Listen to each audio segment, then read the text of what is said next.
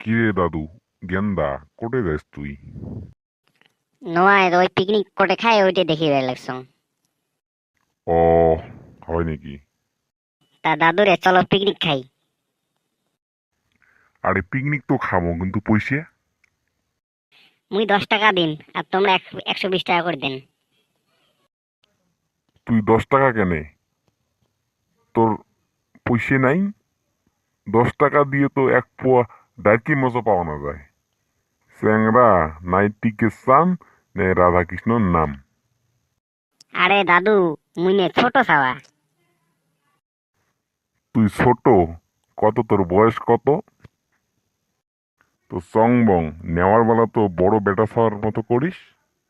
নে রে দাদু, মুই কলার ঢোঙল আর ওই জল দি মেলায়। নে খাইস, হবে যা। কারণ তোর থাকি মোর মনত অনেক মায়া, আর যার জন্যে মুই করং দয়া। समझ में आया या नहीं? अगर বুঝি না পাইস তাহলে তোর নামটা উল্টে করিয়ে কইস। দাদু তুই নে সেই সুন্দর হিন্দি কইস, তাহলে মুখ কেনে টিউশন না পাস। আরে টিউশন তো পরের ভাঙ, কিন্তু মোর পৃষ্ঠে আলো বেশি।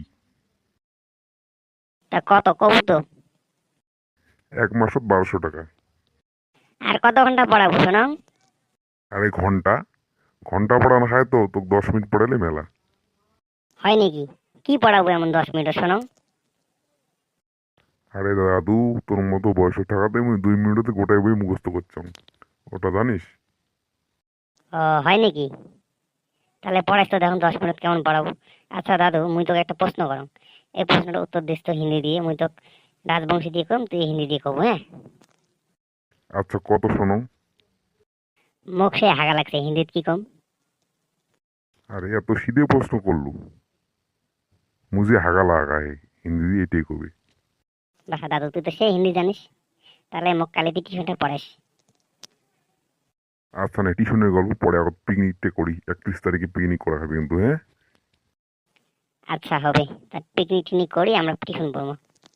1200 টাকা করে দিস, এক মাস খেয়ে তো গোটায় জীবনটা টিউশন পড়েন।